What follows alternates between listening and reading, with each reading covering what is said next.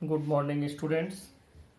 आज हम लोग chapter number 2 units and measurements के रिवीजन पार्ट 4 पर चर्चा करते हैं। पिछले ही वीडियो में मैंने आप लोगों को बताया था कि एप्लीकेशंस ऑफ डायमेंशन एनालिसिस में फर्स्ट टॉपिक हम लोगों ने डिस्कस किया था, जिसमें यूनिट कन्वर्जन को डिस्कस किया गया था। आज हम लोग इसके सेकेंड टॉपिक पर सेकेंड एप्लीकेशन की बात करते हैं और इसमें आज हम लोग समझने की कोशिश करते हैं डिड्यूसिंग रिलेशन एमंग फिजिकल क्वांटिटीज। देखो, ये एक बड़ा अच्छा एप्लीकेशन है इसका कि अगर हमें कोई चीज़ मालूम नहीं है, जैसे जो फिजिसिस्ट या जो भौतिक विज्ञान वैज्ञानिक लोग होते हैं, साइंटिस्ट, जब वो किसी चीज़ पर रिसर्च करते हैं, कोई फार्मूला डिराइव करते हैं, तो फार्मूला डिराइव करने में सबसे मेन बात यही होती है। हम प्रेशर के लिए मान लो फार्मूला डिराइव कर रहे हैं तो हम ये देखेंगे कि प्रेशर किन किन किन फैक्टर्स पर डिपेंड करता है, उनमें आपस में रिलेशन क्या है, बस उसी को हम स्टडी करके और मैथमेटिकल फॉर्म में रिप्रेजेंट कर देंगे।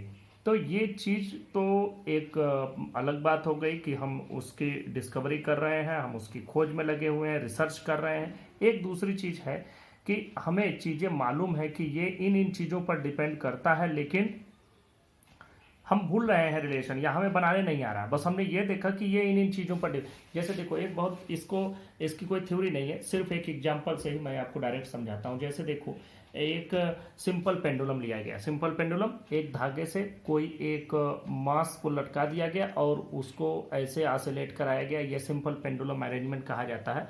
खैर, इसमें कुछ और प्रॉपर्टीज भी आती हैं कि ये वेटलेस स्ट्रिंग, आप उधर ना जाए, आप ये समझें कि एक धागे से एक पत्थर को बांध के लटकाया गया है, उसको अपने मीन पोजीशन से डिस्प्लेस किया गया, वो ऑसिलेट करने लगा। उसके ऑसिलेशन का जो टाइम आ रहा है, मतलब यहाँ हमने छोड़ा तो मीन पोजीशन से इधर गया, फिर वापस इसी जगह पर आया, तो हम कहेंगे एक ऑसिलेशन पूरा हुआ। मतलब देखो, ऐसे है, यहाँ से ये यहाँ गया और फिर वापस इधर पहुँचा और फिर यहाँ आया, तो इतने दूर में, मतलब यहाँ से एक बार यहाँ जाना और वापस यहाँ आना, इसको एक ऑसिलेशन कहेंगे। और एक ऑसिलेशन के टाइम को हम लोग कहते हैं टाइम पीरियड। तो जब हमने एक सिंपल पेंडुलम को लेकर के डिस्कस किया तो हमने देखा कि सिंपल पेंडुलम का जो टाइम पीरियड है वह कुछ फैक्टर्स पर डिपेंड करता है। और किन किन फैक्टर्स पर डिपेंड करता है? वो डिपेंड कर रहा है जो इसकी लेंथ है, धागे की जो लंबाई ली गई यल, और दूसरी चीज़ वो डिपेंड करता है ग्रेविटेशनल एक्सीलरेशन पर, कि ग्रेविटेशनल एक्सीलरेशन की वैल्यू से भी वो चेंज हो रहा है। लेकिन अब हमको ये सिर्फ नहीं पता है कि ये यल बाई जी होगा, मतलब जी के बढ़ने पर ये बढ़ेगा कि जी के घटने पर ये बढ़ेगा, ये नहीं मालूम है। यल के बढ़ने घटने पर क्या फ़र्क पड़ रहा है टी पर, यह हमको नहीं पता है। लेकिन ये पता है कि इनके बदलने से ये बदल रहा है। तो अब इनके बीच में क्या रिलेशन होगा, कैसे हमको बनाना है, वह चीज़ हम देखते हैं। तो देखो, इसके लिए हम करते क्या है कि इन दोनों पर कुछ पावर लगा देते हैं, और इन पावर से फिर जब हम प्रोपोर्शनलिटी का साइन हटाएंगे तो क्या करेंगे, T इज इक्वल टू के L power A G power B, ये चीज़ हो जाएगी। अब यहाँ से हम लोगों ने ये देखा कि हमारे पास एक प्रोपोर्शनलिटी कांस्टेंट हो गया। इस प्रोपोर्शनलिटी कांस्टेंट को हम कहेंगे डायमेंशन लेस कांस्टेंट, क्योंकि इसका कोई हम डायमेंशन नहीं ले रहे हैं, डायमेंशन लेस कांस्टेंट है, सिंपल। अब देखो, यहाँ से दोनों तरफ डायमेंशनल फार्मूला रख दो तो टी का डायमेंशन फार्मूला टी ही हो जाएगा। के को डायमेंशन लेस कांस्टेंट लिया है, यल मतलब लेंथ ही है, पावर ए हो गया, जी मतलब एक्सिलरेशन है, तो एक्सिलरेशन का dimension formula L T minus two power B. अब जरा सा देखो, यहाँ से जो एक जैसे हैं, यल पर ए और यल पर बी, तो यल पर पावर हो जाएगा ए प्लस बी, और देखो टी पर पावर हो जाएगा माइनस टू बी। अब यह साइड और यह साइड, ये दोनों को हम बराबर मानेंगे, क्योंकि ये इन्हीं चीज़ों पर डिपेंड करता है। तो जो चीज़ें इधर हैं वही चीज़ें इधर भी होनी चाहिए। तो अब हम इनके पावर को, इनके डायमेंशंस को कंपेयर करेंगे। यहाँ ए प्लस बी और यहाँ यल है ही नहीं, तो यल नहीं है तो यल पर जीरो हम मान सकते हैं। तो यहाँ से मिले हमको a plus b is equal to zero. दूसरी चीज़ मिली माइनस टू बी, और ये किसके बराबर है, यहाँ पावर है वन के, तो बी, तो यहाँ से टू बी, तो यहाँ से बी की वैल्यू हो जाएगी माइनस वन बाई टू, और ये माइनस वन बाई टू यहाँ रख दें तो a minus one by two equal to zero, मतलब a is equal to one by two. तो अब यही वैल्यू उठा करके आपको यहाँ रख देनी है। तो देखो, टी इज इक्वल टू आपको मिल जाएगा k l power one by two into g power minus one by two, लेकिन माइनस में पावर लिखते नहीं है, तो k l power 1/2 divided by g power 1/2। 1/2 का मतलब आपको मालूम है, 1/2 का मतलब होता है अंडर रूट, तो हमको लिख सकते हैं के रूट एल बाई जी। अब देखो आपको कोई, आपने ये फार्मूला नहीं पढ़ा है लेकिन ये फार्मूला आपने बना लिया, तो इस तरह से इस एक रिलेशन को हम जान रहे थे बस कि ये इन चीज़ों पर डिपेंड करता, कैसे डिपेंड करता ये नहीं मालूम था, ये हमने डिराइव कर लिया। तो इस तरह का कोई भी फिजिकल क्वांटिटी दिया जाए तो उससे आप डायमेंशनल फार्मूला से उनके बीच में रिलेशन एस्टेब्लिश कर सकते हैं, अगर आपको ये मालूम हो कि वह किन किन चीज़ों पर डिपेंड करता है, किन किन फैक्टर्स पर डिपेंड करता है। अब देखो जो ओरिजिनल फार्मूला होता है, ओरिजिनल फार्मूला भी मैं आपके सामने लिख रहा हूँ, t is equal to 2 pi root l by g. तो यहाँ 2 पाई तो के की वैल्यू हो गई, ये तो आप प्रैक्टिकली ऑब्जर्व करते हैं कि ये कितना होगा। तो इस तरह से हम देखें इसी फार्मूले तक हम यहाँ से पहुँच गए। तो यह एक डायमेंशनल एनालिसिस का मेन एप्लीकेशन हो गया। यहाँ से आपको ये बात पता चल गई। अब हम लोग इसके नेक्स्ट एप्लीकेशन पर चलते हैं। इसके बहुत सारे और भी आपको एग्जांपल्स मिलेंगे। इतने सारे एग्जांपल्स रिवीजन में देख पाना पॉसिबल नहीं है, बस ये मेथड आपको पता चल गया, बस डायमेंशनल फार्मूला पता होना चाहिए। अभी चूंकि आपके डायमेंशनल फार्मूला ही आप बहुत कम पढ़े हुए हैं तो इसलिए आप बहुत ज़्यादा चीज़ों पर नहीं जा सकते। अब जैसे एक और एग्जाम्पल मैं ले ही लेता हूँ आपके लिए। देखो एक और एग्जाम्पल की बात करते हैं। अभी आप लोगों ने यूनिफॉर्म सर्कुलर मोशन पढ़ा है। यूनिफॉर्म सर्कुलर मोशन में अगर कोई यम मास का ऑब्जेक्ट है और यह किसी आर रेडियस में, ये यम मास का ऑब्जेक्ट है और आर रेडियस के सर्कुलर ऑर्बिट में अगर ये वी वेलोसिटी से मूव कर रहा है तो इसमें सेंटर की ओर एक फोर्स लगता है जिसको हम कहते हैं सेंट्रीपिटल फोर्स, और इसकी वैल्यू होती है mv²/r। अब देखो हमें ये फार्मूला याद नहीं है, हमें ये मालूम है कि ये जो फोर्स है यह डिपेंड करता है मास पर, वेलोसिटी पर और जो इसका सर्कुलर ऑर्बिट का रेडियस है, इन तीन फैक्टर्स पर डिपेंड करता है। लेकिन मालूम नहीं कि ये बनेगा फार्मूला कि mv/r बनेगा फार्मूला कि r/mv बनेगा, ये नहीं पता है। तो हम लोग क्या करेंगे, a b c ऐसे लगा देंगे। f इज इक्वल टू के m power a v p और r पावर c, ये ऐसे आपने कर दिया। अब आपको कुछ करना नहीं, सबका डायमेंशन फार्मूला लिख दो। फोर्स का फार्मूला आपको मालूम है mLT-2, और ये के तो डायमेंशनलेस कांस्टेंट हो गया, मास a हो गया, और ये LT-1 इस पर पावर हो गया b, और फिर इसको देखें या रेडियस है, रेडियस LC, ये वैल्यू आई। अब इन सभी वैल्यूज को आप देखें एक साथ ले लें। m पावर a रहने दो, m पावर a, l पर देखो पावर b और यहाँ से c, तो l power b plus c हो जाएगा और t पर हो जाएगा पावर माइनस b, t पर पावर माइनस b हो जाएगा। तो इस तरह से ये आपको मिला। मैं फिर से आपको बता दूं, m पर पावर a है, m दूसरा नहीं है तो इसको ऐसे लिख दिया। l पर पावर यहाँ से b आएगा, यहाँ से c आएगा तो b प्लस c हो जाएगा मल्टीप्लाई होकर के, t पर पावर माइनस b हो गया।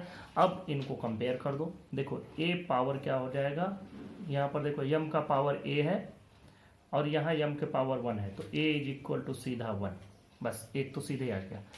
यहाँ t पर पावर देखो माइनस b है और यहाँ t पर पावर है -2, देखो t पर पावर है -b और t पर पावर है -2, तो -b इज इक्वल टू -2, इसका मतलब b इज इक्वल टू 2, ये भी आपको मिल गया। अब देखो b प्लस सी यल है, यल पर पावर है 1, अब यहीं से वैल्यू रख दो b प्लस सी की। b की वैल्यू अभी आपने कैलकुलेट किया 2 plus C is equal to 1, तो c is equal to 1 minus 2 मतलब -1। अब ये a b c की वैल्यू आपको रख देनी है, a1 b2 c-1 रखो। तो f इज इक्वल टू के m पावर a मतलब 1 रख दिया, v मतलब v पर b मतलब 2 और r पर -1 को आप नीचे ले जाएंगे तो f इज इक्वल टू के m v²/r। वो प्रैक्टिकली जब हम इसको कैलकुलेट करेंगे तो हमें k की वैल्यू 1 मिल जाएगी। तो ये देखो आप इसी फार्मूले पर पहुंच गए। ये फार्मूला अगर हमें याद नहीं, बस ये मालूम है कि मास, वेलोसिटी और रेडियस ऑफ सर्कुलर ऑर्बिट पर डिपेंड करेगा, तो हम इस फार्मूले तक यहाँ पहुँच सकते हैं। तो यह एक तरीका होता है कि अगर हम कभी मान लीजिए कि कोई ऐसे रिसर्च वाली चीज़ कर ही रहे हैं, कोई बहुत बड़ी चीज़ नहीं है, किसी चीज़ पर रिसर्च करना सोचने वाली बात है, बस सोच लिया आदमी तो कर लिया। तो अगर कुछ कर ही रहे हैं, आप देख रहे हैं कि ये इन फैक्टर्स पर डिपेंड कर रहा है, तो उसको फार्मूलेट कर लो, फार्मूले में इस तरह से बना लो। तो ये तरीके हैं जिनसे कि हम किन्हीं दो फिजिकल क्वांटिटीज के बीच में रिलेशन एस्टेब्लिश कर सकते हैं, फार्मूला डिराइव कर सकते हैं। और इसी फिजिक्स में आपके फर्स्ट ईयर में बहुत सारे फार्मूले आपको मिलेंगे जो कि डायमेंशनल एनालिसिस से आपको डिराइव करने होंगे। उनका डेरिवेशन वैसे नहीं दिया गया, क्योंकि उनका डेरिवेशन अगर उस तरह से हम कॉन्सेप्ट के थ्रू करेंगे तो बहुत लंबा होगा, जो आपके सिलेबस का हिस्सा नहीं है। लेकिन वो फार्मूले आपके सिलेबस में हैं, तो उन फार्मूलों का डेरिवेशन हम ऐसे ही यूजिंग डायमेंशनल एनालिसिस करेंगे। अगर आप कोई रेफरेंस बुक या कोई ऐसी चीज़, कोई कॉम्पिटिटिव बुक या कोई किताब ऐसी पढ़ रहे हैं जिनमें और भी ऐसी क्वांटिटीज प्रयोग हुई हैं जिनका नाम आपने नहीं सुना है, लेकिन उस पर भी बेस्ड क्वेश्चंस आपके एग्जाम्पल्स में या उसके एक्सरसाइज में दिए गए हैं, तो उन पर परेशान आपको नहीं होना है, क्योंकि आपको वो सवाल हल क्वेश्चन सॉल्व ही नहीं करने हैं। इसलिए नहीं करने हैं क्योंकि जब आप उन फिजिकल क्वांटिटी को नहीं पढ़े हैं तो क्यों परेशान होंगे। आगे आने वाले समय में वो फिजिकल क्वांटिटीज आपको मिलेंगी, जब मिलेंगी तब आप पढ़ेंगे, और जब पढ़ेंगे तब वो क्वेश्चन आपसे, जैसे ये आपसे सॉल्व हो गया वैसे तब वो भी सॉल्व हो जाएगा। तो अब हम लोग इसके नेक्स्ट एप्लीकेशन पर चलते हैं। अगले पर चलते हैं, टू चेक डायमेंशनल कंसिस्टेंसी। इसका क्या मतलब है भाई? डायमेंशनल तो डायमेंशन हो गया, कंसिस्टेंसी का मतलब होता है कि वो चीज़ रीजनेबल है, संगत है कि नहीं, सही है कि नहीं।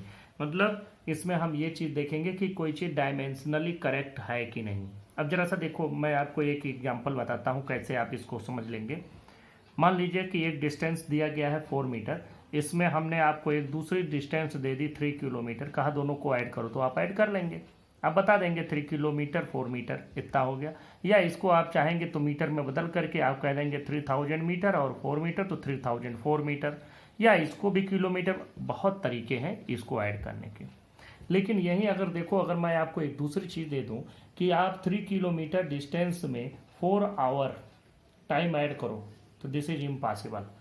आप, ये दूसरी चीज़ हो गई, ये दूसरी चीज़ हो गई, टाइम को डिस्टेंस में ऐड नहीं किया जा सकता है, टाइम को डिस्टेंस में ऐड नहीं किया जा सकता, ये हमेशा ध्यान रखें। ऐसी कोई भी चीज़ हो जिसको उसमें, उसके अलावा अब हम कह दें कि टाइम में एरिया ऐड करो, इट इज़ इम्पॉसिबल। हम कह दें टाइम में वेलोसिटी ऐड करो, इट इज़ इम्पॉसिबल।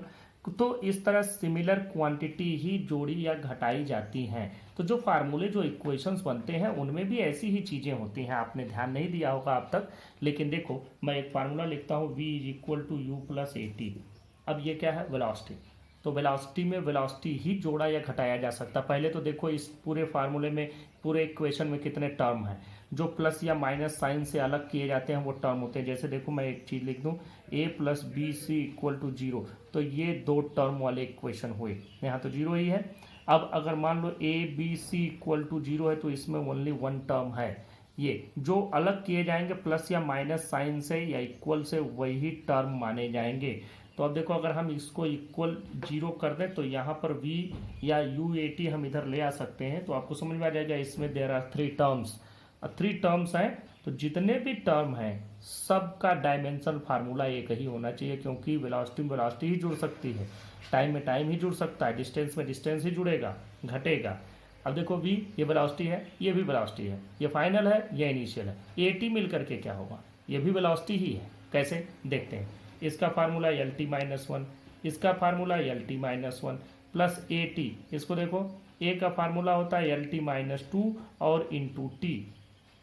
अब इसको जब सही करोगे तो क्या हो जाएगा? एल टी माइनस 2 प्लस 1, इस टी पर क्या हो जाएगा? पावर 1, माइनस 2 प्लस 1, तो ये कितना हो जाएगा? L T minus 1। तो एल टी माइनस 1 ये भी, एल टी माइनस 1 ये भी, और इधर तो एल टी माइनस 1 है ही। तो अगर हम सभी का डायमेंशन फार्मूला लिखें तो सब एक ही आए। जितने भी टर्म इस इक्वेशन में यूज हुए हैं, इन सभी टर्म्स के डायमेंशन फार्मूला एग्जैक्टली सेम है। इसका मतलब we can say that this equation is dimensionally consistent और डायमेंशनली करेक्ट। ये दोनों बातें कही जा सकती हैं। इसी तरह से आप S is equal to U T plus half A T square का भी कर सकते हैं। ये देखो ये डिस्टेंस है, ये भी डिस्टेंस है और ये भी मिला के डिस्टेंस है, इसमें 1/2 से नहीं कोई लेना देना है, ये भी डिस्टेंस है। कैसे देखो, ये तो यल हो जाएगा, ये यू का फार्मूला क्या बना, यल टी -1 और इंटू टी करेंगे तो इस पर टी पर +1 टी पर -1 टी पर क्या हो जाएगा 0, तो यल टी 0। अब देखो यहाँ 1/2 का तो डायमेंशन फार्मूला होगा ना, दिस इज ए कांस्टेंट, ये यल टी -2 और इंटू टी स्क्वायर मतलब +2, तो अब -2 + 2 मिल करके यल टी पावर 0 हो जाएगा, यल टी 0, 0 का मतलब एल, सिर्फ एल, तो सिंपल है। तो this is the method how we check that a given equation or given formula is dimensionally consistent or not। और कोई भी फार्मूला जो डायमेंशनली इनकंसिस्टेंट है वो फिजिक्स में नहीं है, उसको हटा दिया जाता है, क्योंकि इनकंसिस्टेंसी का मतलब वही टाइम में डिस्टेंस जोड़ना। इस पर कुछ जोक भी बने हुए हैं कि जैसे एक आदमी वो पूछा कि मेरे घर की लंबाई इतनी, चौड़ाई इतनी, तो मेरी उम्र बताओ, तो उसने कहा 20 साल। कहा ऐसा क्यों, तो उसने बताया कि भैया मेरे गांव में एक तो पूरा पागल है, उसकी उम्र 40 साल है, तो आपको देख के लगता है कि, तो इस तरह से चीज़ें हो जाती हैं। तो आपको ये बात समझ में आनी चाहिए कि क्या कंसिस्टेंट, क्या रीजनेबल, क्या लॉजिकल। अब नेक्स्ट टॉपिक पर बात करते हैं। अगली चीज़ हमको पढ़नी है एरर। एरर मैं आपको पढ़ा चुका हूँ, आपको ये समझ लेना है कि एरर इस संसार के हर एक जगह पर पॉसिबल है। चाहे कोई बहुत बड़ा साइंटिफिक एक्सपेरिमेंट हो, रॉकेट लॉन्च किया जाए, या कोई भी बड़ा, आप देखेंगे मोबाइल में भी इतनी बढ़िया व्यवस्था होने के बाद भी कभी कभी आप कॉल करते हैं और दूसरे के पास चला जाता है, तो एरर है। तो एरर क्या होता है, एरर का मतलब यह है कि जो डिजायर्ड रिजल्ट है वो न मिल करके कुछ और मिल जाए तो हम कहेंगे एरर है। मतलब जो जितना आना चाहिए, डिजायर्ड का मतलब जो एग्जैक्ट वैल्यू उसकी आनी चाहिए वो न मिल करके हमको कोई और चीज़ मिल जाए तो हम कहेंगे एरर है। जैसे मान लो कि हम इस पेन की लेंथ को मेजर कर रहे हैं, जब हमने पेन परचेज किया तो पता चला इस पर लेंथ लिखा हुआ है 10 सेंटीमीटर। हम घर ला करके जब इसको परचेज करना शुरू किए तो हमको मिला कि ये 10 सेंटीमीटर नहीं है, 9.5 सेंटीमीटर ही है। इसका मतलब कि 0.5 सेंटीमीटर का एरर है। ये एरर जो इस पेन के पैकेट पर लिखा था उसने किया, या जिस स्केल से हम मेजर कर रहे हैं उस स्केल का मेजरमेंट में गलती है, लेकिन एरर है 0.5 सेंटीमीटर का। तो एरर को हम क्या कहते हैं, कैसे मेजर करते हैं, कैसे जानते हैं, जो ट्रू वैल्यू है। ट्रू वैल्यू किसको कहते हैं, ये भी minus measured value, minus measured, this is error. True value किसको कहेंगे, ट्रू वैल्यू का मतलब जो दिया गया हो, या अगर दिया गया ना हो तो हम डिफरेंट रीडिंग्स लेके उनका एवरेज ले लें, मीन ले लें, उसको हम ट्रू वैल्यू कहते हैं। तो ट्रू वैल्यू हो, एवरेज वैल्यू हो, मीन वैल्यू हो, एक ही चीज़ को रिप्रेजेंट करते हैं। सब तीनों समझो यहाँ पर फिजिक्स में सिनोनिम्स ही हैं, true value, true value, average value और मीन वैल्यू, ये सब। तो उसमें से मेजर्ड वैल्यू का डिफरेंस, ये देखो कोई दूसरी किताब आप पढ़ें जिसमें measured value minus true value लिखा हो, वो भी पूरी तरह से करेक्ट है। तो true value minus measured value लिखो या measured value minus true value लिखो, दोनों बातें एक ही हैं। तो ये तो हो गया एरर। एरर कई तरीके का होता है, सभी यहाँ डिस्कस नहीं करेंगे, बस आपको ओवरव्यू देते चले जाएंगे। अब जैसे सबसे पहला तो एरर आता है, एक कांस्टेंट एरर होता है। कांस्टेंट एरर का मतलब कि जैसे हर बार 0.5 सेंटीमीटर या हर बार 2 सेंटीमीटर, तो इस एरर को हम कहते हैं कांस्टेंट एरर। कांस्टेंट एरर के बाद अगला एरर आता है सिस्टमेटिक एरर। सिस्टमेटिक क्या है, सिस्टमेटिक एरर वो है जिसमें एरर किसी एक ही डायरेक्शन में है। एक डायरेक्शन का मतलब यह होता है कि या तो हमेशा वैल्यू हमको बढ़ी हुई मिले या वैल्यू घटी हुई मिले। जैसे मैं इस पेन का लेंथ मेजर करूं, जितना आना चाहिए हमेशा उससे कम ही मिले, ये ना हो कि कभी कम कभी ज़्यादा, हमेशा कम मिले, या तो हमेशा ज़्यादा मिले, तो हम ये कहेंगे कि ये सिस्टमेटिक एरर है। अब देखो सिस्टमेटिक एरर्स जो आता है, ये सिस्टमेटिक एरर आने के बहुत सारे रीजन्स होते हैं। जैसे एक तो रीजन हो गया इंस्ट्रूमेंट, कि खराब इंस्ट्रूमेंट है, जिस इंस्ट्रूमेंट से हम मेजर कर रहे हैं वो इंस्ट्रूमेंट ही खराब है, तब भी हो जाएगा। या टेक्निकल इम्परफेक्शन, एक दूसरा रीजन इसका होता है टेक्निकल इम्परफेक्शन, मतलब कि हम जो ये मेजरमेंट ले रहे हैं उसमें उसकी टेक्नोलॉजी हमें नहीं पता है, उस डिवाइस को यूज ही करना हमको नहीं आता कि कैसे जैसे मैं आपको अभी बीपी वाला मीटर दे दूं जिससे किसी की बीपी मेजर की जाती है डॉक्टर के यहाँ, ऐसे वो पंप करके और फिर वो स्टेथोस्कोप लगा के हाथ पर मैं आपको वो डिवाइस दे दूं, कहूँ कि मेरा बीपी मेजर करके बताओ, तो आपको अगर वो डिवाइस यूज करने नहीं आती तो आप गलत रीडिंग देंगे, आपको पता ही नहीं है क्या है। तो ये टेक्निकल इम्परफेक्शन से भी सिस्टमेटिक एरर्स प्रोड्यूस होते हैं। दूसरा है पर्सनल एरर। पर्सनल मतलब ये भी इसी का रीजन है, ये इसके टाइप्स नहीं है, ये सभी इसके रीजन है। पर्सनल का मतलब हो गया मेरी अपनी लापरवाही से जो एरर हुआ। जैसे समझो कि कोई चीज़ मैं एक्सपेरिमेंट कर रहा हूँ और मुझे किसी चीज़ को 5 मिनट तक हीट करना है, और हम क्या किए कि कोई वीडियो देखने लगे, फेसबुक चलाने लगे और 5 मिनट की बजाय वो 5 मिनट 30 सेकेंड तक हीट हो gया, तो उससे जो एरर प्रोड्यूस होगा वो मेरी अपनी गलती से हुआ, दिस इज पर्सनल एरर। और देखो error due to external causes, ये भी एक रीजन होता है, एक्सटर्नल रीजन्स। जैसे कि मान लो कि हम एक एक्सपेरिमेंट करते थे और उस एक्सपेरिमेंट को लखनऊ में करते थे और उस ऑब्जेक्ट को हम 5 मिनट तक हीट करते थे। अब हम उसी एक्सपेरिमेंट को विंटर सीजन में कश्मीर में करने लगे, सियाचिन ग्लेशियर में करने लगे, वहाँ जा कर के उसको 5 मिनट हीट करोगे तो पता चलेगा कि वो लखनऊ वाले टेम्परेचर पर ही नहीं पहुँचेगा 5 मिनट में। तो इस तरह से ये एक्सटर्नल रीजन्स होते हैं जो वेदर कंडीशन, टेम्परेचर, इन सब की वजह से प्रोड्यूस होते हैं, वो एक्सटर्नल एरर्स हो जाते हैं, एक्सटर्नल रीजन्स हो जाते हैं। और एक सिस्टमेटिक के बाद एक एरर होता है रैंडम एरर। रैंडम एरर का मतलब कि जिसकी वैल्यू हर बार बदले, एरर कभी कम कभी ज़्यादा, और वो भी कभी थोड़ा सा कम हो रहा है, कभी ज़्यादा कम हो रहा है। तो इस तरह से ये रैंडम एरर हो गया। और ये रैंडम एरर के बाद एक लिस्ट काउंट एरर भी होता है। और लिस्ट काउंट जैसे क्या होता है कि जिस डिवाइस को आप मेजर करने के लिए यूज कर रहे हैं वो डिवाइस कम से कम कितनी डिस्टेंस या कितना वैल्यू, जैसे मान लो कि घड़ी है, घड़ी में जैसे वो 3 निडल्स हैं, इसमें एक तो है सेकंड वाला, एक है मिनट वाला, एक है आवर वाला। अब सेकंड वाली जो सुई है ये एटलीस्ट 1 सेकंड मेजर करेगी, तो इस घड़ी की लिस्ट काउंट हो गई 1 सेकंड। अब आजकल बहुत सारे स्टॉप वॉच आते हैं, मोबाइल में वॉच आते हैं, वो बहुत तेज़ी से मेजर करते हैं, तो वो सेकंड के 100th डिवीजन्स या सेकंड के 10वें हिस्से, 100वें हिस्से को भी मेजर कर सकते हैं। तो मतलब 10th और 100th part of a second can also भी मेजर, तो उनकी लिस्ट काउंट उतनी हो गई कम से कम। तो कम से कम क्या वैल्यू मेजर की जा सकती है किसी डिवाइस से, वही उस डिवाइस का लीस्ट काउंट कहा जाता है। तो ये तो एरर के बारे में हो गया।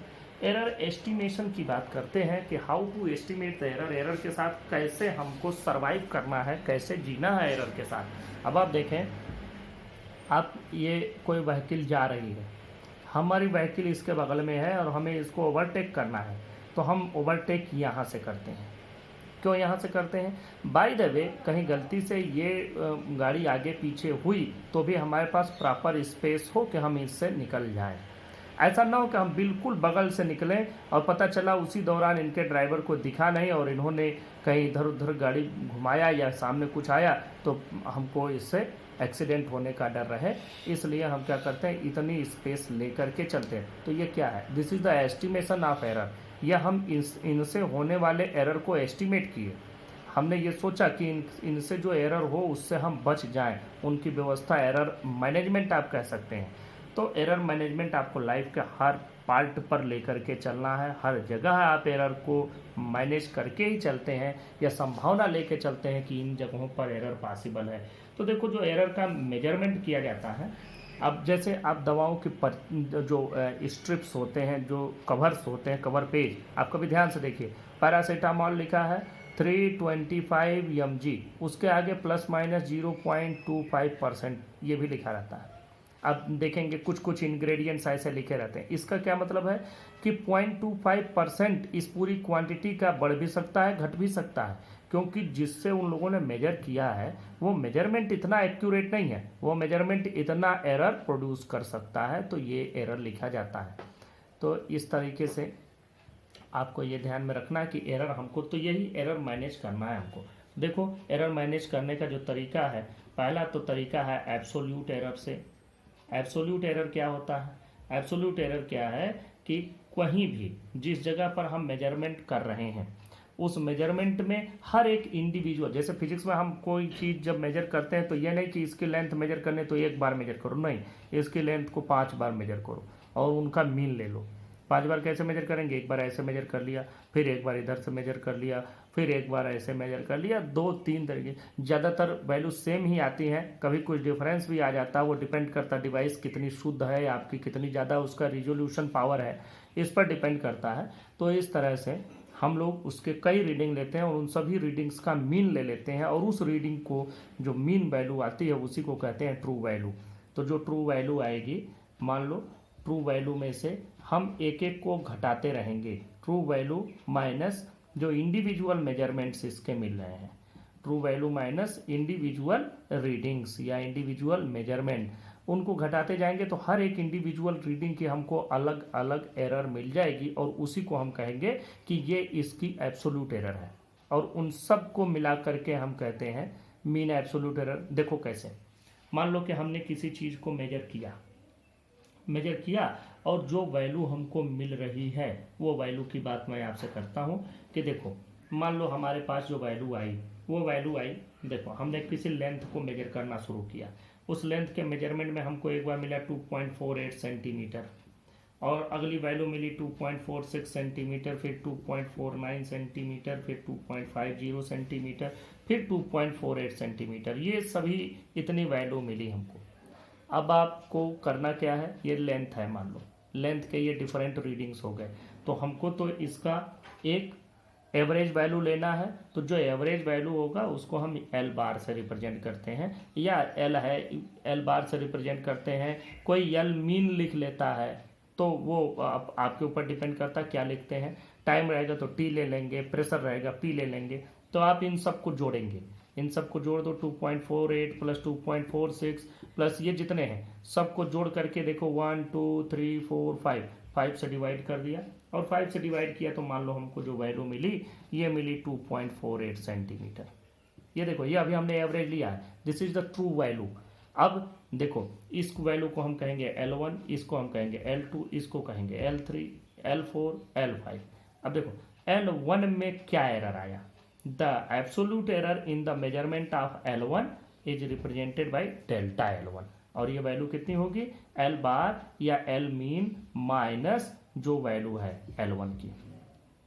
ये देखो ऐसे करेंगे हम लोग। अब क्या हुआ इसमें, देखें L बार हमारा आया 2.48 माइनस L1 की वैल्यू कितनी है 2.48, तो इसमें आया 0.0। दूसरा, the absolute error in the measurement of L2 are in the second reading, तो सेकेंड रीडिंग में डेल्टा L2, ये क्या लिखेंगे L बार माइनस L2, तो 2.48 माइनस 2.46 और ये वैल्यू मिल गई आपको 0.02। इसी तरह से आप डेल्टा L3 की वैल्यू कैलकुलेट करें, देखो डेल्टा L3 L बार माइनस L3 और ये वैल्यू 2.48 माइनस 2.49, ये वैल्यू मिला माइनस 0.01। तो इस तरीके से आपको यहाँ 5 तक वैल्यू मिलती चली जाएंगी। तो ये हो गया absolute error in each individual readings. लेकिन हमको इतने पर ही नहीं रुकना, हमको मीन एब्सोल्यूट एरर निकालना है, जिसको हम कहेंगे डेल्टा L मीन, और इसका फार्मूला क्या होता है, mod delta L1, mod delta L1 plus mod delta L2 plus mod delta L3। अब ऐसे करके जितने भी हैं और सबको डिवाइड कर देना है, वो नंबर जितने हैं अगर n तक है तो n से डिवाइड कर देना, ये फार्मूला है। इससे मीन एब्सोल्यूट एरर मिल जाएगा। इस मीन एब्सोल्यूट एरर को कैलकुलेट करने में मॉड एक चीज़ आई, नई चीज़ आई जो आपके समझ में नहीं आ रही है। आप मैथमेटिक्स के स्टूडेंट हो या बायो के स्टूडेंट, मैथमेटिक्स के स्टूडेंट है तो मॉड अच्छे से आप पढ़ेंगे, बायो के स्टूडेंट है तो भी समझो कि यहाँ हमारे मॉड का क्या मतलब, और इससे ज़्यादा आपको नहीं समझना है। देखो मॉड में हमने x लिखा, मॉड में इसका मतलब होता है मैग्नीट्यूड, और मैग्नीट्यूड मीन्स विदाउट डायरेक्शन, और विदाउट डायरेक्शन का मतलब ये प्लस है या माइनस मतलब नहीं, वैल्यू की एज इट इज रखो। अब मान लो कि x की वैल्यू दिया गया है 5, तो मॉड x की वैल्यू हो गई 5। अगर ये x की वैल्यू दिया गया है -5, तो भी मॉड x की वैल्यू क्या हुई 5। मतलब प्लस या माइनस से मतलब नहीं है, सिर्फ और सिर्फ वैल्यू रख देना है, मैग्नीट्यूड रख देना है।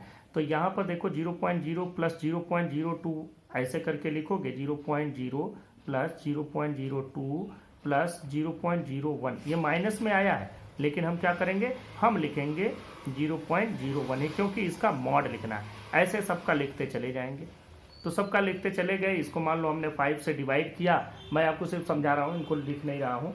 और मान लो हमने इनको सबको इस तरह से लेकर के मीन किया, तो हमको जो डेल्टा यल मीन की वैल्यू मिली वो मान लो मिली 0.01।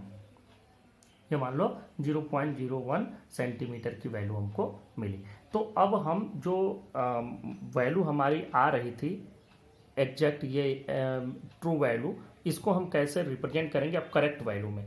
तो यल इज इक्वल टू, ध्यान दो, हम एल इज इक्वल टू कैसे लिखेंगे, यहाँ मैं इरेज करके आपको समझा दूँ। तो जो करेक्ट वैल्यू हम लिखते हैं एल की जो करेक्ट वैल्यू होगी वो हो जाएगी एल मीन। एल मीन का मतलब हो गया कि उसकी मीन वैल्यू, और मीन वैल्यू में आपको plus minus delta L mean लिख देना है। तो यहाँ से ये आपकी करेक्ट वैल्यू हो गई। एल क्या था, L bar is the average value taken from the different readings, ये एल बार हो गया। एल बार का मतलब हमने 2.48 निकाला था, प्लस माइनस डेल्टा यल मीन अभी हमने कैलकुलेट किया 0.01। अच्छा, जब डेल्टा यल मीन हम कैलकुलेट कर रहे थे, डेल्टा यल पहले कैलकुलेट किया, डेल्टा यल 1, तो हमने किया यल बार माइनस यल 1।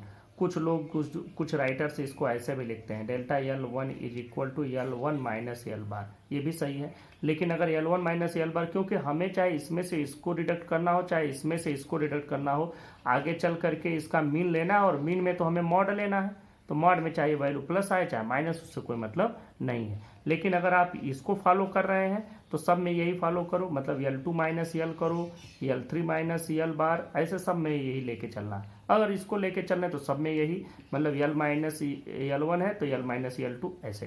तो दोनों में से कोई एक आप फॉलो कर सकते हैं, it depends on your own choice. ऐसा कोई फास्ट रूल नहीं है, हार्ड रूल नहीं है कि नहीं हमको यही यूज करना है। नेक्स्ट टॉपिक पर बात करते हैं रिलेटिव एरर। रिलेटिव एरर का मतलब होता है कि देखो, जैसे मान लो कि किसी भी चीज़ का रिलेटिव एरर डेल्टा एक्स निकालना है, तो हम उसकी पहले मीन एब्सोल्यूट एरर कैलकुलेट करते हैं। तो मीन एब्सोल्यूट एरर आप कैलकुलेट करेंगे तो डेल्टा एक्स मीन आएगा, और डिवाइडेड बाय जो आपने उसकी एवरेज वैल्यू या ट्रू वैल्यू को कैलकुलेट किया है, उसी से आपको इसे डिवाइड कर देना है। तो ये तरीका है जिससे कि हम लोग रिलेटिव एरर कैलकुलेट करते हैं कि इसके रिलेटिव ये कितना एरर आया है, इसके करस्पॉन्डिंग कितना एरर आया है, ये हमको पता चल जाता है। और इसी रिलेटिव एरर को अगर 100 से मल्टीप्लाई कर दिया तो इसी को हम कहते हैं इतने परसेंट का एरर है। जैसे देखो, अभी हम पिछला एग्जाम्पल की ही बात करें तो उसमें जो डेल्टा यल की वैल्यू आएगी, ये भी डेल्टा ही है, और लैटिन में ऐसे लिखते हैं, तो हम लोग जैसे स्मॉल डी और कैपिटल डी लिखते हैं तो वैसे ही वहाँ पर एक ऐसे लिखते हैं, एक ऐसे लिखते हैं, तो दोनों ही डी पर डेल्टा पड़ जाते हैं। हम लोग डी पढ़ते हैं, वो डेल्टा पढ़ते हैं। तो अब बात करते हैं डेल्टा एल की। तो डेल्टा एल की वैल्यू मीन एब्सोल्यूट एरर जो हमको मिला था, वो वैल्यू हमको मिली थी, मान लो कि 0.01 डिवाइडेड बाई जो ये ट्रू वैल्यू हम कैलकुलेट किए थे 2.48। जब आप इसको डिवाइड करेंगे तो आपको एक वैल्यू मिलेगी 0. यहाँ से ये वैल्यू आएगी, अगर इसी में हम 100 से भी मल्टीप्लाई कर दें, मान लो, वैसे तो बहुत कम आएगी, तो ये वैल्यू 0.40% आती है। मतलब इतना परसेंट का एरर इसमें पॉसिबल है।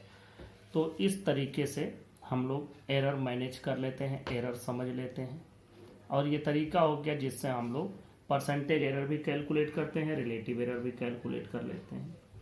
अब अगली बात आ गई कि एरर जोड़ने या घटाने में कैसे जुड़ते घटते हैं। तो इसको समझो कि एरर कैसे जुड़ेंगे घटेंगे। जैसे मान लो दो चीज़ें हो गई, मैंने एक क्यूब लिया, उस क्यूब की लेंथ, ब्रेथ, हाइट तीनों हमने कैलकुलेट किया। तीनों को कैलकुलेट करने के बाद तीनों में एरर होंगे, इसमें भी होगा, इसमें भी होगा, इसमें भी होगा। मान लो लेंथ का जो एब्सोल्यूट एरर आया उसको हमने कहा डेल्टा एल, इसको कह दिया इसका एब्सोल्यूट एरर डेल्टा बी, इसका एब्सोल्यूट एरर डेल्टा एच। अब मान लो लेंथ और ब्रेथ को ऐड करना है तो एल प्लस बी, तो इसमें क्या होगा कि जो एल प्लस बी तो आएगा ही, और इनके जो एब्सोल्यूट एरर होंगे वो भी ऐड हो जाएंगे, क्योंकि जब भी हम एल को लिखेंगे तो एल को लिखेंगे तो लेंथ की जगह पर क्या लिखेंगे, एल इज इक्वल टू, मान लो लेंथ हमको लिखना ही है तो हम ये एल बार मान लो, बी बार, एच बार मान लो, क्योंकि ये तो हम लोग एवरेज वैल्यू निकाले होंगे। तो जो आप लेंथ लिखेंगे तो लेंथ क्या होगा, L is equal to L bar plus minus delta L. इसी तरह से बी को भी लिखेंगे, B is equal to B bar plus minus delta B. ऐसे करके आप लिखेंगे एल बी एच तीनों को। तो जब अगर आपको एल प्लस बी कैलकुलेट करना है तो L bar plus B bar और प्लस प्लस माइनस हो जाएगा delta L plus delta B, मतलब इनके एब्सोल्यूट एरर भी जुड़ जाएंगे, ये भी इसी के साथ साथ जुड़ जाएंगे। इनको ये नहीं है कि इनको जोड़ा गया घटाया गया, ये प्लस माइनस इनको भी जोड़ देंगे। लेकिन इसी जगह पर अगर एल माइनस बी हो तो L bar minus B bar आप करेंगे ही, और plus minus delta L plus delta B फिर करेंगे। बात समझो, यहाँ पर प्लस माइनस इतना एरर पॉसिबल है, इसमें प्लस माइनस इतना एरर पॉसिबल है, दोनों को जोड़ा तो एरर भी जुड़ गए, और घटाया तो भी एरर जुड़ गए, क्योंकि ये दोनों ही चीजें मेजर की गई चीजें हैं। इसमें इतना एरर आया, इसमें इतना एरर आया, अब इनको जोड़ो चाहे घटाओ मतलब नहीं है, मतलब यह है कि दोनों के एरर जुड़ेंगे। तो ये समझ लेना, एरर हमेशा मैक्सिमम पॉसिबल एरर कैलकुलेट किया जाता है, कभी भी एरर कम से कम नहीं कैलकुलेट करते हैं लोग। आप बात भी करते हैं अरे अधिक से अधिक क्या होगा, फेल ही तो होंगे, ऐसे बात करते हैं, अधिक से अधिक। कभी ये नहीं कोई कहता है कि मैं कम से कम इतना एरर करूंगा, नहीं, मैक्सिमम एरर हमेशा कैलकुलेट किया जाता है और मैक्सिमम एरर को ही एस्टिमेट किया जाता है। तो एरर चाहे जुड़े चाहे घटें, क्वांटिटी चाहे जुड़े चाहे घटें, एरर उनके जुड़ ही जाएंगे, दोनों ही केसेज में, जुड़ने या घटने में, एडिशन सब्ट्रैक्शन में। मल्टीप्लिकेशन की बात करते हैं, इनके फार्मूलों को मैंने अपने पहले वीडियो में जो शुरुआत में मैंने अपलोड किया था उसमें मैंने बताया था, इन सबको डिराइव भी किया है, अभी आपको मैं रिवीजन में डिराइव नहीं करवा रहा हूँ। मान लो ये एल इंटू बी कैलकुलेट करना है, तो एल इंटू बी आप कैलकुलेट करेंगे ही, जो भी वैल्यू आएगी तो वो L bar into B bar की वैल्यू आ जाएगी, और प्लस माइनस हमको करना क्या होगा, प्लस माइनस। देखो वहाँ पर जब हम इनको मल्टीप्लाई करते हैं तो delta L by L bar plus delta B by B bar, इनके रिलेटिव एरर जो होंगे वो आपस में जुड़ जाएंगे। तो ये समझना, इसमें एब्सोल्यूट एरर सीधे सीधे जुड़ रहे थे, इसमें मल्टीप्लिकेशन में एब्सोल्यूट एरर नहीं बल्कि रिलेटिव एरर आपस में ऐड हो जाएंगे। और अगर डिवीजन हो एल बाई बी तो वैल्यू आपकी L bar by B bar तो आएगी ही, लेकिन एरर फिर वही आएगा, delta L by L plus delta B by B. ये आप समझ रहिएगा कि एरर आपके एडिशन में भी रिलेटिव एरर ऐड होंगे, सब उसमें डिवीजन में भी, मल्टीप्लिकेशन में भी रिलेटिव एरर ऐड हुए और डिवीजन में भी रिलेटिव एरर ऐड हुए। तो इस तरह से हम लोग इन एरर को मैनेज करते हैं। एक और भी फार्मूला देख लो, एक जनरल फार्मूला जिसको हम लोग बोलते हैं। इन पूरे फार्मूलों का यहाँ से लेकर के यहाँ तक इन फार्मूलों का पूरा डेरिवेशन है, वो डेरिवेशन मैं यहाँ नहीं बता रहा हूँ, सिर्फ आपको रूल्स समझा दे रहा हूँ। मान लो कोई वैल्यू दी गई है x is equal to l power a, l power a, तो जो इसमें एरर आएगा वह एरर कैसे मैनेज होगा, तो वो देखो ये डेल्टा x बाई एक्स की जो वैल्यू होती है वो हो जाती है a delta l by l, इसके बराबर होगा। मतलब x is equal to l by a है, जिसमें l को मेजर किया गया है, x को कैलकुलेट किया जा रहा है। ध्यान देना, l इज मेजर्ड, इसको नापा गया है, लेकिन इस नापी हुई वैल्यू पर, मेजर की गई वैल्यू पर हमको ये कैलकुलेशन करना है। तो इस कैलकुलेशन में जो एरर आएगा रिलेटिव एरर, वह इस पर पावर को हम इसमें मल्टीप्लाई कर देंगे। वैसे समझो क्या होता, मान लो हमने लेंथ को मेजर किया या साइड मेजर किया, कोई क्यूब ले लिया, क्यूब की साइड मेजर किया और साइड में 5% का एरर आ गया और हमको अब उसका वॉल्यूम कैलकुलेट करना है। तो वॉल्यूम क्या होता है, वॉल्यूम इस पर क्यूब होता है। तो अब अगर वॉल्यूम आप कैलकुलेट कर रहे हैं तो 5 पर क्यूब क्या होगा, 5 5 जा 25, 25 5 जा 125, मतलब कि उसके वॉल्यूम में 125% एरर आ गया। तो सही कहाँ रहा, तो पूरा तो एरर ही भर गया, और एरर उससे उसकी वैल्यू से भी ज़्यादा का एरर हो गया, तो फिर ये तो मीनिंगलेस हो गया। तो ये समझना, इसका भी डेरिवेशन मैंने बता लिखा है आप लोगों को। तो अब देखो इसमें क्या हो जाएगा, 3 × 5% का एरर हो जाएगा, मतलब 15% का एरर इसके वॉल्यूम में आएगा। अगर किसी क्यूब के साइड के कैलकुलेशन में 5% का एरर है तो उसी क्यूब के वॉल्यूम के कैलकुलेशन में 15% का एरर आएगा। तो इस तरह से एक जनरल फार्मूला और देखो, x = a power p b power q divided by c power r है। तो डेल्टा x बाई एक्स की जो वैल्यू होती है ये होती है p delta a by a plus q delta b by b plus r delta c by c। This is the general formula, ये जनरल फार्मूला है। और इस जनरल फार्मूले से हम लोग किसी भी बड़े क्वेश्चन को सॉल्व कर लेते हैं। मैं आपको इसका एक एग्जांपल बताता हूँ, उसके बाद वीडियो ओवर करते हैं। देखिए भाई, एक क्वेश्चन हमने लिया, x = a² b/√c। a में एरर 1%, b में 2%, c में 2% का एरर है। तो x में एरर बताओ। तो देखो इसका x में एरर कैसे लिखोगे, लगाने का तरीका समझ लो। इससे हम इसमें लिखेंगे delta x by X is equal to, देखो इस पर पावर 2 है तो मतलब 2 delta a by a plus b पर पावर 1 है तो डायरेक्ट लिख दो delta b by b plus, अब ये c नीचे है ऊपर है मतलब नहीं है, √c, अंडर√c का मतलब होता है c पावर 1/2, तो इसको लिखेंगे 1/2 डेल्टा c बाई c। जरा ध्यान से समझना, ये c नीचे है लेकिन एरर के लिए हम c को प्लस के साथ ही लिखेंगे। ये नहीं है कि नीचे है तो ऊपर ले जाएंगे -1/2 हो जाएगा। हम इसको उस तरह से मैनेज नहीं कर रहे हैं, सिर्फ एरर कैलकुलेट कर रहे हैं कि इस एक्सप्रेशन में जो x में एरर आएगा, रिलेटिव एरर, वो इस तरीके से होगा।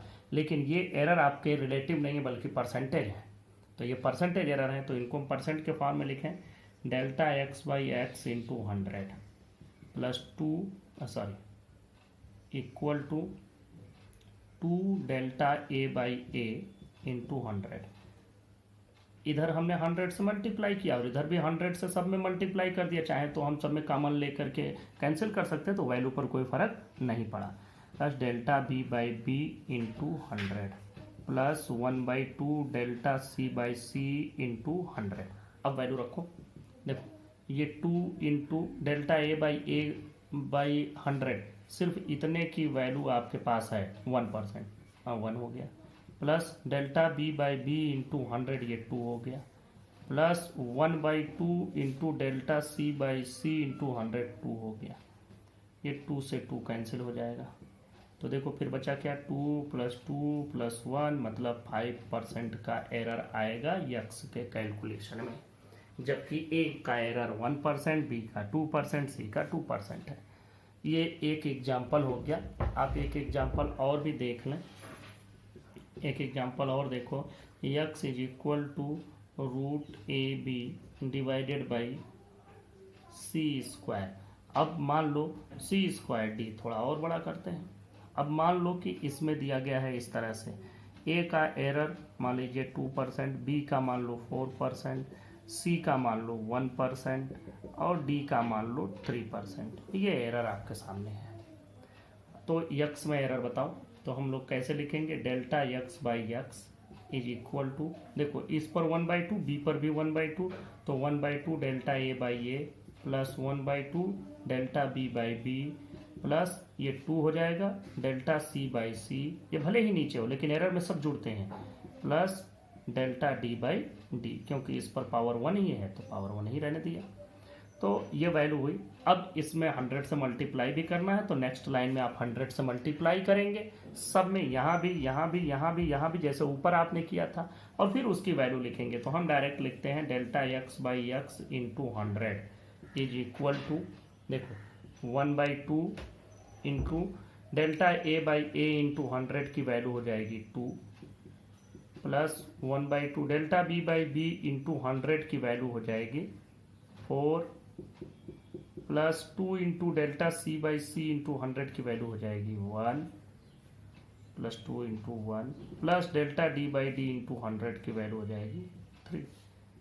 ये हो जाएगा आपका 2 से 2 कैंसिल, 2 से ये कैंसिल, बस यहाँ बचा 1, प्लस यहाँ बचा 2 प्लस 2 प्लस 3, तो 2 2 4 3 7, और ये 8% का एरर आया यक्स के मेजरमेंट में।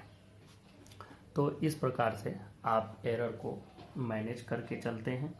एरर इस तरह से कैलकुलेट करते हैं। जनरली इसी टाइप के क्वेश्चंस आपके एग्जाम में पूछे जाते हैं, और कंपटीशन में भी ऐसे ही क्वेश्चंस आपके सामने आते हैं। बहुत इजी क्वेश्चंस तो पुटअप नहीं होते हैं, और ये कोई बहुत डिफ़िकल्ट भी नहीं है। हाँ, बस ये है कि ये एरर है, एरर के हिसाब से चलना है, कोई इसमें दूसरा फार्मूला न लगाने लगना, फार्मूला यही चलेगा।